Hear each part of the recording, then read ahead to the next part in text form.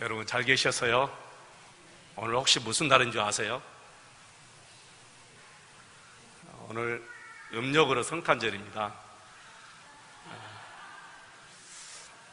양력으로만 우리가 성탄절을 셀 것이 아니고 음력으로도 우리가 성찬을 세서 정말 우리 예수님 오심을 날마다 기뻐하고 또 예수님과 함께 살아가시기를 축원합니다.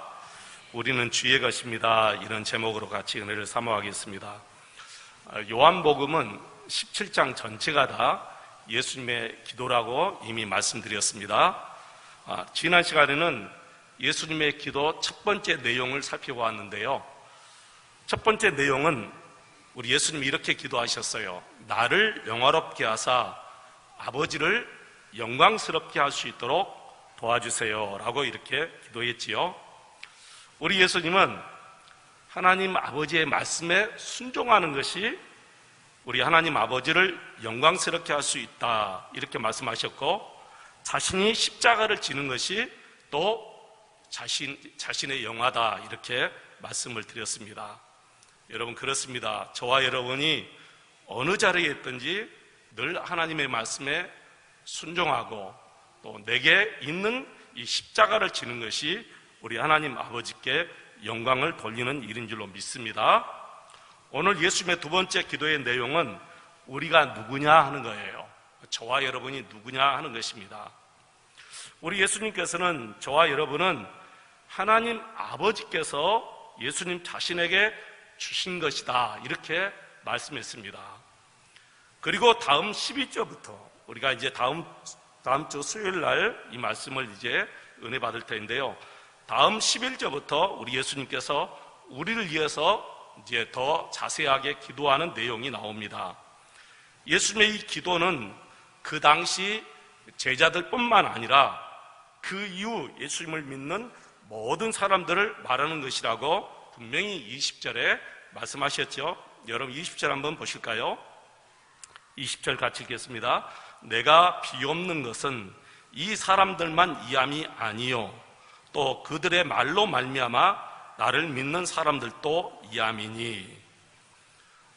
그 당시 제자들만 위해서 기도하는 것이 아니라 저와 여러분을 위해서 기도하는 것이다 그렇게 분명히 말씀하셨습니다. 오늘 우리가 살펴볼 내용은 우리가 누구냐 하는 것이지요. 다시 한번 6절 말씀 읽어보겠습니다. 6절 나같이 읽겠습니다. 세상 중에서 내게 주신 사람들에게 내가 아버지의 이름을 나타내었나이다. 그들은 아버지의 것이었는데 내게 주셨으며 그들은 아버지의 말씀을 지키었나이다. 아멘. 분명히 예수님께서 말씀하시기를 아버지의 것을 내게 주셨다 그렇게 말씀하셨죠. 여러분 10절 말씀까지가 다 이 내용이에요. 아버지의 것을 내게 주셨습니다. 그래서 내 것이 아버지의 것이고 아버지 것이 내 것입니다 그렇게 말씀하신 거예요. 여러분 어떻습니까? 우리가 하나님의 아버지의 것이랍니다. 저와 여러분이 하나님 아버지의 것이고 예수님의 것이라고 그럽니다. 여러분 이 말씀 앞에 어떤 생각이 드십니까? 저는 한순간에 하나님 너무 감사합니다 그렇게 기도가 나오더라고요. 하나님 아버지 너무너무 감사합니다. 내가 하나님의 것이라니 얼마나 큰 은혜입니까 여러분? 마음이 얼마나 평안해지는지 모르겠어요. 주 안에 있다는 것이 얼마나 큰 평안을 가지고 살게 하는 요소인지 모릅니다. 어떤 경우에도 이제는 염려하지 않고 두려워하지 않을 수가 있는 것이 내가 주 안에 있는 것이고 내가 주님의 것이라고 하는 사실입니다. 요한복음 13장 1절 말씀 보시면 우리가 하나님 아버지의 것이라는 말은 하나님 아버지께서 우리를 책임져 주신다 그런 말씀인데요. 요한복음 13장 1절에 이런 말씀이 있어요. 세상에 있는 자기 사람들을 사랑하실 때 끝까지 사랑하신다 그렇게 말씀하셨어요. 세상에 있는 자기 사람들을 사랑하실 때 끝까지 사랑하신다.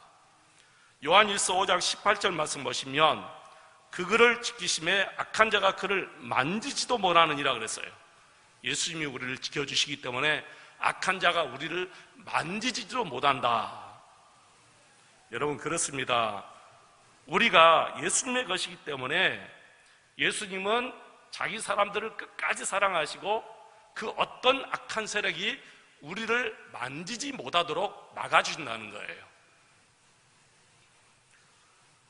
저는 늘 상상을 해요. 우리 하나님께서 우리를 돕는 천사들을 보내주셔서 악한 사탄이 우리를 넘보지 못하도록 천사들이 우리를 딱 울타리쳐 있다는 것을 우리가 늘 상상합니다. 여러분, 그렇습니다. 우리가 예수님의 소유이기 때문에, 우리가 하나님의 소유이기 때문에 하나님께서 우리를 지키시고 악한 것이 만지지 못하도록 우리 하나님께서 인도하시는 줄로 믿습니다. 왜 수많은 그리스도인들이 그 순교의 자리에서도, 그 무서운 죽음의 자리에서도 죽음을 두려워하지 않을 수 있을까요? 바로 이 말씀 때문에 그래요. 예수님의 것은 예수님이 책임지신다는 거예요. 예수님의 자녀들은 예수님이 끝까지 사랑하신다는 거예요. 당신의 몸을 십자가에 내어주시기까지 우리를 사랑하신다는 거예요. 왜 하나님께서 아들 예수에게 우리를 맡기셨겠습니까, 여러분? 왜 하나님께서 당신의 소유인 우리를 당신의 아들 예수님께 맡기셨죠? 하나님의 자녀들은 창세전에 하나님께 선택받은 사람들입니다. 저와 여러분은 창세전에 우리 하나님께 선택받은 자녀들이에요. 그런데 죄로 말미암아 하나님과 완전히 단절이 됐잖아요. 죄로 인하여 단절된 이상 그 무엇으로도 그 누구도 하나님 앞에 나갈 수 없습니다. 하나님의 이름조차 부를 수 없어요. 이것을 성경은 영적으로 죽었다 그렇게 얘기합니다. 에베소서 2장 1절에 그렇게 나왔죠. 허물과 죄로 죽었던 너희를 살리셨도다. 허물과 죄로 죽었다 이렇게 얘기해요. 죽을 수밖에 없는 사람이 아니고 허물과 죄로 우리는 이미 죽었다 그 말이에요. 이것은 영적으로 완전히 죽었던 상태를 얘기합니다. 영적으로 죽은 자들을 우리 하나님께서 우리 예수님께 맡기셨어요. 왜 맡기셨죠? 우리를 다시 살리기 위해서 맡기신 거예요. 다시 영적으로 살리셔서 하나님 아버지와 우리로 하여금 친밀한 교제가 이루어질 수 있도록 하기 위해서 우리 예수님께 맡기시고 우리 예수님은 십자가에 죽으심으로 우리를 다시 살려주셨어요. 여러분, 그렇습니다. 우리 예수님은 하나님 앞에서 죄와 허물로 죽었던 우리를 다시 살리셨습니다. 어떻게 다시 살리셨죠? 당신의 몸을 십자가에 내어주심으로 살리셨어요. 이제는 우리가 예수 그리스도 안에서 다시 살리심을 받았어요. 여러분, 골로새서 3장 1절 말씀을 한번 보실까요? 같이 읽어보겠습니다. 그러므로 너희가 그리스도와 함께 다시 살리심을 받았으면 위의 것을 찾으라. 거기는 그리스도께서 하나님 우편에 앉아 계시느니라. 아멘. 이제는 우리가 예수 그리스도 안에서 다시 완전히 살리심을 받은 거예요. 베드로전서 3장 18절 말씀도 다시 한번 보겠습니다. 베드로전서 3장 18절 같이 읽겠습니다. 그리스도께서도 단번에 죄를 위하여 죽으사 의인으로서 불의한 자를 대신하셨으니 이는 우리를 하나님 앞으로 인도하려 하심이라.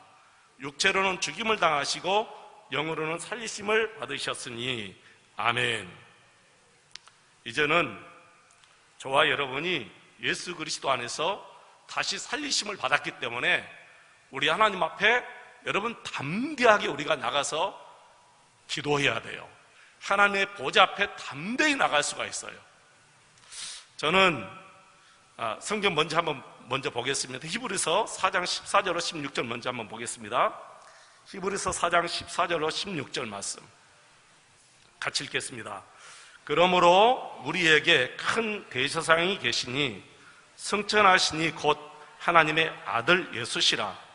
우리가 믿는 도리를 굳게 잡을지어다. 우리에게 있는 대제사장은 우리의 연약함을 동정하지 못하실 리가 아니요 모든 일에 우리와 똑같이 시험을 받으신 이로되 죄는 없으시니라. 그러므로 우리는 긍휼하심을 받고 때를 따라 돕는 은혜를 얻기 위하여 은혜의 보좌 앞에 담대히 나갈 것이니라. 아멘. 우리는 내 자신의 어떤 조건으로 인하여 하나님 앞에 나갈 수 없잖아요. 어떤 사람이 자신의 어떤 조건을 가지고 하나님 앞에 나갈 수 있겠습니까? 오로지 나의 중보자 되시고 나의 대제사장 되시는 예수님께서 나를 위해서 십자가에 달려 죽으시고 부활하심으로 우리 하나님의 은혜의 보좌 앞에 우리로 하여금 나갈 수 있도록 길을 열어주신 거지요. 그래서 저는 이 말씀 앞에 이런 생각이 들었어요. 어떻게 사람이 하나님 앞에 나가는데 이렇게 담대하게 나갈 수 있을까? 분명히 히브리서 기자는 담대히 나갈 것이니라 그렇게 우리로 하여금 그렇게 말씀하신 거예요. 담대히 나가라 그 말이에요. 담대히 나가라. 하나님의 보좌 앞에 담대히 나가라. 여러분, 보좌가 뭐예요? 왕이 앉아있는 자리가 보좌잖아요. 왕이 이렇게 앉아있어요. 왕의 자리에. 어떤 신하가 왕이 부르지 않는데 나갈 수 있겠어요? 불러도요, 담대히 나갈 수가 없어요. 여러분, 사극을 많이 보시면 알겠지만 심지어는 중전도 왕이 부르지 못하면 못 나가요. 에스더서를 보면 알 수 있잖아요. 왕이 불러야만이 왕의 부인도 나갈 수 있고 신하도 왕이 불러야 나갈 수 있어요. 그리고 불러도 이렇게 담대히 못 나가요. 얼굴에 임금님의 영상을 쳐다볼 수가 없어요. 그런데 히브리서 기자는 저와 여러분에게 하나님의 보좌 앞에 담대히 나가라는 거예요. 담대히. 왜 이렇게 사람이 하나님 앞에 담대히 나갈 수가 있지요? 근거가 뭐죠, 여러분? 예수 그리스도 안에 있기 때문에 그렇다고 말이지. 근거는 우리의 어떤 행위가 아니고 예수 그리스도 안에 있기 때문에, 예수님이 나의 중보자가 되어 주셨기 때문에 하나님 앞에 담대히 나가라, 그렇게 얘기하는 거예요. 우리가 하나님 앞에 결국에는 서게 되지요. 저와 여러분이 우리 하나님 앞에 결국에는 서게 됩니다. 그 누구도 이 자리는 피할 수가 없어요. 불신자가 되었던 신자가 되었던 이 자리는 피할 수가 없습니다. 그런데 하나님 아버지께서는 나를 보는 것이 아니라 예수 안에 있는 나를 보는 거예요. 예수님을 본다 그 말이에요. 나를 보면 제 덩어리인데 어찌 내가 하나님 앞에 설 수 있고 하나님 나라에 갈 수 있겠어요? 우리가 그리스도 안에 있기 때문에, 우리 하나님께서 그리스도를 보기 때문에 저와 여러분이 우리 하나님 앞에 담대히 나가는 줄로 믿습니다. 여러분, 이 복을 누리며 살아가시기를 축원합니다. 그리스도 예수 안에 있는 것으로 만족하지 마시고 예수님과 항상 친밀한 교제를 누리며 삶의 풍성한 열매들이 넘치기를 주의 이름으로 축원을 드립니다. 이제 한 가지 점검해 볼 일이 있습니다. 성경은 이렇게 은혜의 말씀으로 넘치고 또 확신의 말씀으로 넘치는데, 이런 확신과 더불어서 이런 은혜를 지금 저와 여러분이 누리고 사느냐 그 말이죠. 정말 우리가 예수 믿는 사람, 구원받은 천국 백성인 것은 사실입니까, 여러분? 정말 여러분은 지금 여러분이 예수 믿는 사람이며 천국 백성인 것이 확실히 믿어지십니까? 아니면 아침에는 하나님의 사람 같다가도 저녁에는 또 아닌 것 같습니까? 성경은 이렇게 확신 있게 날마다 말씀하는데 우리는 늘 구원의 확신이 흔들려요. 왜 그럴까요? 그 이유가 무엇일까요? 여러분의 구원의 근거를 말씀에 두지 않고 언제나 여러분의 행위에 두기 때문에 그래요. 내 구원의 근거는 말씀에 있는 거지 내 행위에 있는 게 아니에요, 여러분. 왜 구원의 근거를 말씀에 두느냐? 말씀만 변하지 않기 때문에 그러는 거예요.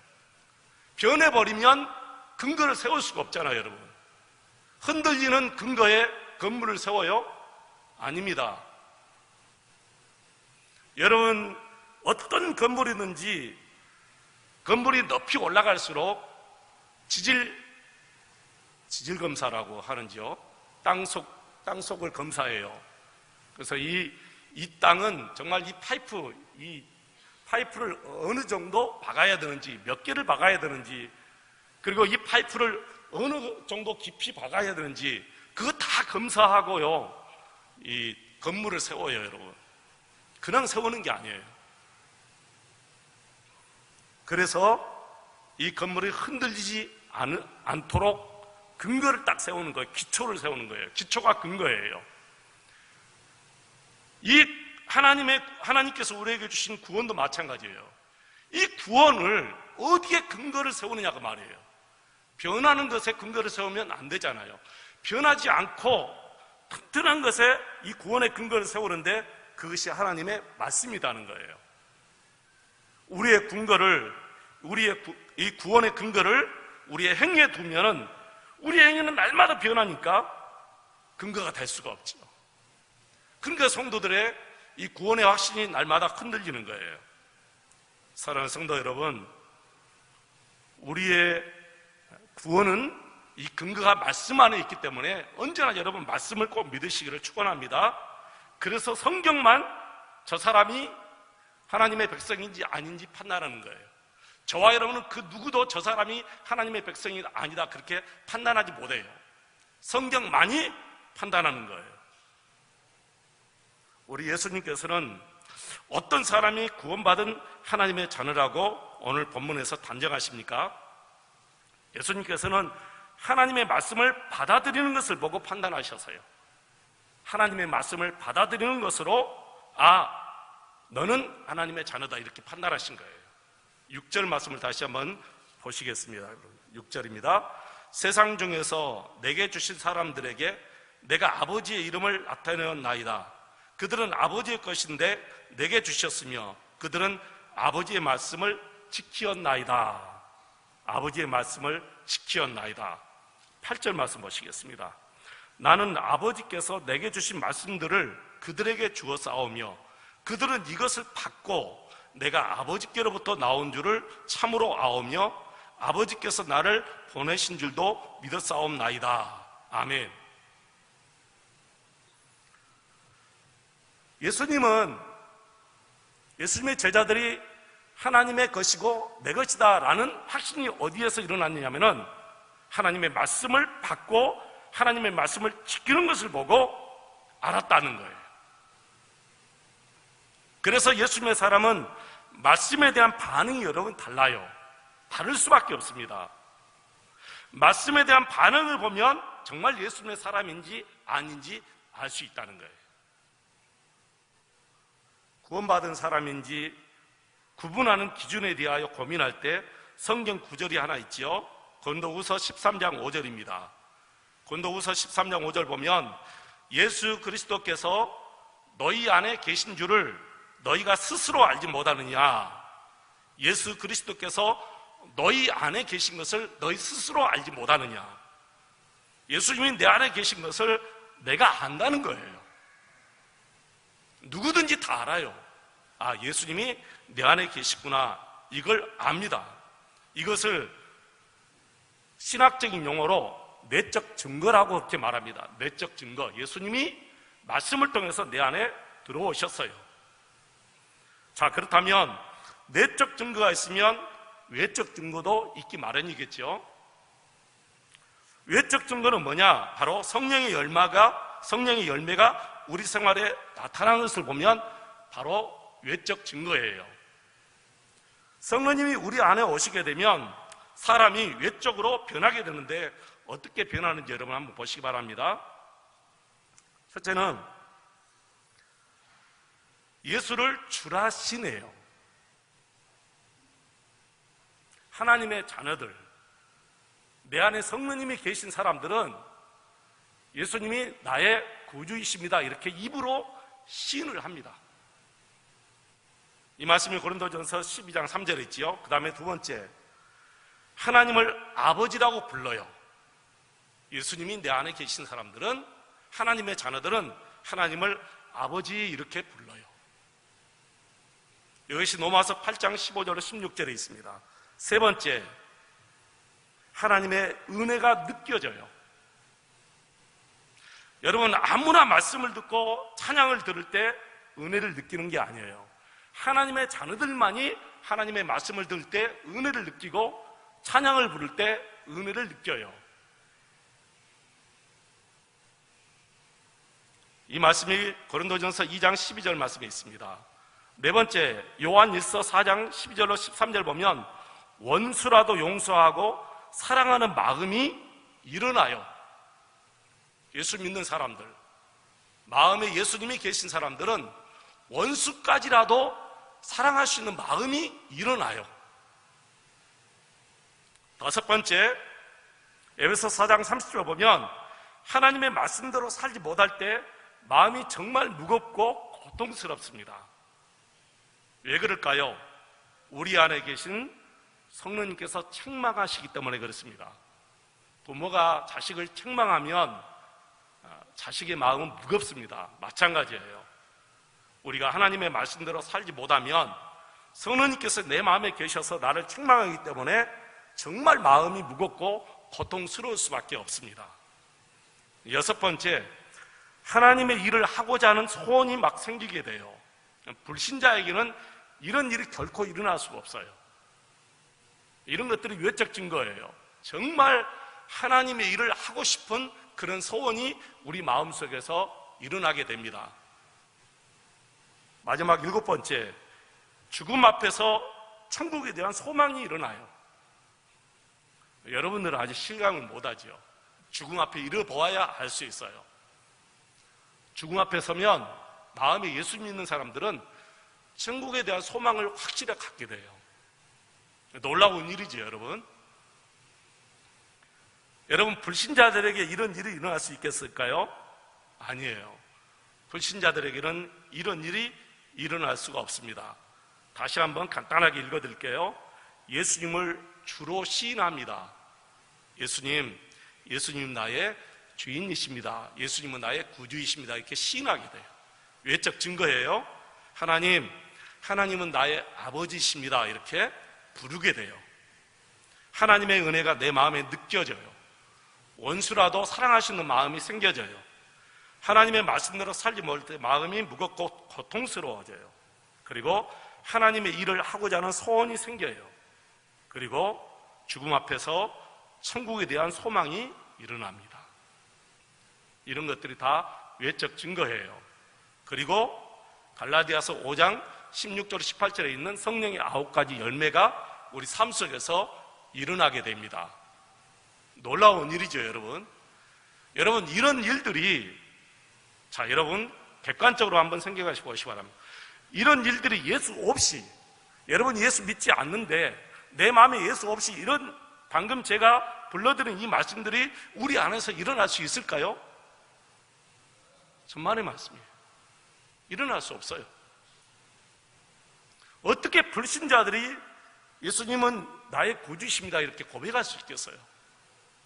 여러분, 이 한 가지만이라도 저는 된다면 여러분 구원의 확신은 흔들릴 필요가 없다는 것을 우리가 생각할 거예요. 그래, 맞아, 나는 하나님의 자녀다 라는 것을 여러분이 느끼셔요. 저와 여러분은 분명히 하나님의 자녀입니다. 하나님의 자녀가 죄로 말미암아 허물과 죄로 죽어 있는데 우리 하나님이 저와 여러분을 예수님께 맡겼어요. 다시 살려주기 위해서, 다시 살림받기 위해서 맡겼어요. 그래서 우리 예수님은 당신이 십자가에 달려 죽으심으로 우리를 다시 살려주셨어요. 그래서 우리가 하나님 앞에 정말 담대하게 나가는 거예요. 여러분, 매일매일 하나님 앞에 담대히 나가시기를 주의 이름으로 축원을 드립니다. 그리고 하나님이신 예수님과 친밀히 동행하시기를 주의 이름으로 축원을 드립니다. 그리고 이 땅에서 우리가 모든 사명 잘 감당하고, 제가 먼저 죽든 여러분이 먼저 돌아가시든 여러분 다 죽음 앞에서는 천국에 대한 소망이 정말 분명해지시기를 축원합니다. 성령님께서 그 자리에서도 저와 여러분을 강하게 붙잡아 주실 거예요. 성령님께서 그 죽음의 자리에서 우리를 강하게 붙잡아 주심으로 말미암아 천국에 대한 눈이 열려요. 스데반 집사님이 돌에 맞아 죽으면서도 정말 마음의 문, 이 영적인 눈이 열려서 천국을 바라보았을 때 정말 천사들이 오르락 내려가는 것도 보았잖아요. 다 보이는 거예요. 우리 하나님께서 저와 여러분에게 이 세상의 모든 사명 잘 감당하고 우리의 소명 잘 감당하고 마지막 딱 죽음 앞에 설 때 이런 천국에 대한 소망을 저와 여러분에게 주실 줄로 믿습니다. 그러기 전에 우리가 이 땅에서 살면서 정말 그날이 올 때까지 예수님과 친밀히 동행하시기를 주 이름으로 축원을 드립니다. 기도하겠습니다. 아버지 하나님, 감사합니다. 우리는 하나님의 것입니다. 예수님의 것입니다. 이 근거가 내 행위에 있지 아니하고 하나님의 변함없는 말씀에 있는 줄로 믿습니다. 그래서 늘 구원의 확신을 가지고 날마다 내 안에 계시는 예수님과 친밀히 동행하고 살아갈 수 있도록 도와주시고, 이 땅의 모든 사명, 소명 다 끝나고 죽음 앞에 섰을 때 천국에 대한 확실한 소망을 가지고 기쁨으로 천국 갈 수 있는 저희들 에게 도와주옵소서. 예수님의 이름으로 기도합니다. 아멘.